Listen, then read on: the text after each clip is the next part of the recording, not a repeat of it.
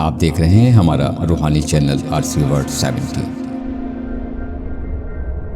حضرت داؤد علیہ السلام کی قوم پر یہ عذاب کیوں آیا؟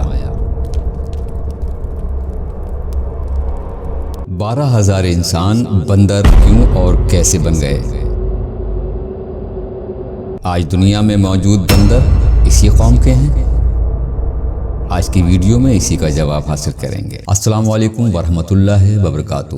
ناظرین، بے شک اللہ انہیں پسند نہیں کرتا جو اس کی نافرمانی کرتے ہیں۔ حضرت داؤد علیہ السلام کی قوم کے 70,000 آدمی سمندر کے کنارے ہیرا نامک گاؤں میں رہتے تھے اور اپنی زندگی بہت ہی خوشحال اور سکون سے گزار رہے تھے۔ اللہ رب العزت نے ان لوگوں کے امتحان کی غرض سے ہفتے کے دن اس قوم پر مچھلی کا شکار حرام فرما دیا اور دوسرے دنوں میں شکار کو حلال فرما دیا، مگر ان لوگوں کو اس طرح آزمائش میں ڈالا کہ ہفتے والے دن کثیر تعداد میں مچھلیاں آتی اور عام دنوں میں نہیں آتی تھیں۔ جب انہوں نے دیکھا کہ ہفتے والے دن مچھلیاں بہت تعداد میں آتی ہیں اور دوسرے دنوں میں نہیں آتی تو اس سے یہ لوگ بہت زیادہ حیران اور پریشان ہو گئے۔ اس موقع پر ابلیس نے فائدہ اٹھایا اور لوگوں کو اکسانا شروع کر دیا۔ شیطان نے ان کے دماغ میں یہ بات ڈالی کہ سمندر میں پائپ ڈال کر ان پائپوں کو خشکی میں نالی بنا کر ان میں ڈال دو، اور جب ہفتے کے روز مچھلیاں ان نالیوں میں آ جائیں تو پھر ان نالیوں کا منہ بند کر دو اور اس دن ان مچھلیوں کا شکار نہ کرو، بلکہ اگلے دن بہت آسانی کے ساتھ تالاب سے ان مچھلیوں کو پکڑ لو۔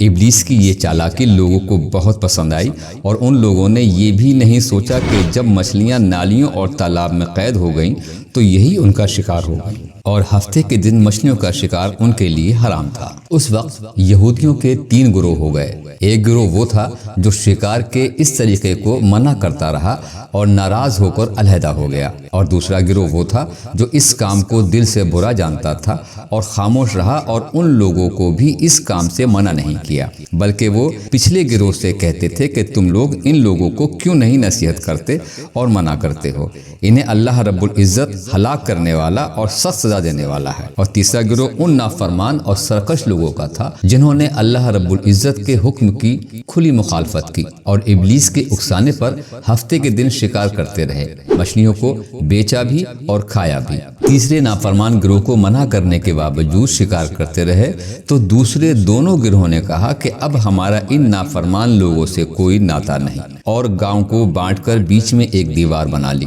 اور جانے آنے کے لیے ایک الگ دروازہ بھی تیار کر لیا۔ اور جب حضرت داؤد علیہ السلام کو پتہ چلا تو آپ نے غضبناک ہو کر شکار کرنے والوں پر لعنت بھیج دی۔ اللہ رب العزت کی نافرمانی اور نبی کی بد دعا کا اثر یہ ہوا کہ ایک دن ان نافرمانوں میں سے کوئی بھی گھر سے باہر نہیں نکلا۔ جب کچھ لوگ ان خطا کاروں کو دیکھنے کے لیے دیوار پر چڑھے تو انہوں نے کیا دیکھا کہ وہ سب لوگ بندر بن چکے تھے۔ جب ان خطا کاروں کا دروازہ کھول کر گھروں میں داخل ہوئے، وہ لوگ جو بندر بن چکے تھے وہ اپنے رشتہ داروں کو پہچانتے تھے، ان کے پاس آ کر ان کے کپڑوں کو سونگتے اور زار و قطار روتے تھے، مگر لوگ ان بندر بن جانے والوں کو نہیں پہچان پا رہے تھے۔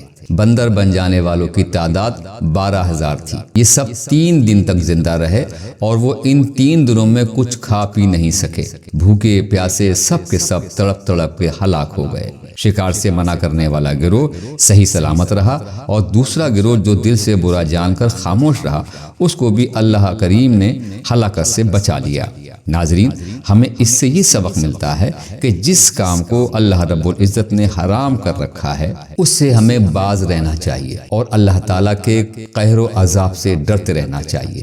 اللہ رب العزت سے دعا ہے کہ اے اللہ، تو ہمیں ہر آفات اور مصیبت سے محفوظ فرما، سیدھے راستے پر چلنے کی توفیق عطا فرما، آمین یا رب العالمین۔